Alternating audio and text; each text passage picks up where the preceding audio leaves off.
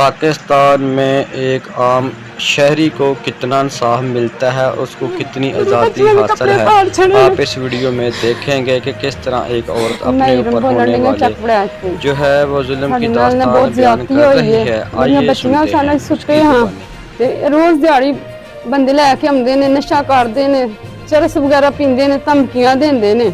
बहुत ज्यादा इन्हें तंग किया। असी ना दूसरा घर है, बच्चियों लैके उत्थे जाके लेट गई हैं। बारिश भी आ गई है, इन्होंने आके ना साढ़े सार हर चीज़ भन तोड़ दी है। सुबह सब 1 तक कॉल की है, 1 उस टाइम आ गए ने। उन्हें आके ना सारा मंजर देखिया, देख के भाई उन्होंने कहा है कि तुसी ना सुबह 4 बजे निकवारी है, तुसा दोनों धिरां ने आना। असी उन्हें ठीक है, मैं घर चली गई हाँ। उन्होंने जिहड़ियां औरतां ने, मर्द ने, सारे आ गए इकट्ठे होकर। मेरे वालों तो फड़ लिया, मेरी बच्चियों को फड़ लिया। असी ना बचा के ना तो कमरे के अंदर चले गए हाँ।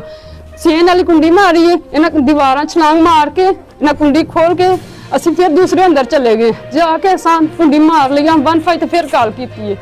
इन्हें उन्नी देर में आ गए ने, वो चले गए। उन्हें सानू ना इन्हें बाबा मारिया पीटिया, मेरी बच्चियों के कपड़े फाड़े ने, सारा कुछ किया। असी फिर भी 1 तक कॉल उन्होंने मदद लई। साड़ा बंदा नहीं सी है घर, असी कलियां 4-5 मावां धीआं से बस। इन्हें साडे नाल बड़ी ज़्यादती कीती है, मेरी बच्चियों के कपड़े फाड़ छड़े ने। इन्होंने 1 तक कॉल की, पुलिस वाले सानू नाल लै गए गड्डी च बिठा के। असां जाके FIR कटान गए हैं। इन्होंने पिछे मेरी बच्चियों ने वट्टे मारे ने, छत्तां दे वट्टे चाढ़ के साडे विहड़े दे विचों जिथे मकान शुरू कीते ने, इन्होंने वट्टे चाढ़े ने उत्ते। इन्हें साड़ियां बच्चियां मारे ने पिछू, बहुत ज्यादती की। इन्हें मेरिया बच्चियां बाहर कट के जंदरे मार छड़े ने। मेरिया बच्चियां सड़क ते खलोतियां रहियां ने। मरियम नवाज जी, मैनूं बड़ी मदद की जरूरत, तुहाडी अपील है तुहाडे अगे, मेरा इंसाफ करियो। साबा जी, पंजाब जी, मैनूं मदद की जरूरत है, अपील है तुहाडे अगे।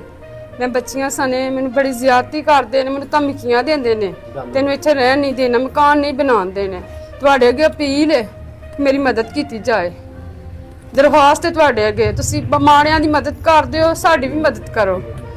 ते मेरा मियाँ बाहर ने, मैं कल्ली रहनी अपनी बच्चियां नाल। 3 मेरियां बच्चियां ने, 2 मेरे बच्चे ने। मेरी मदद की जाए।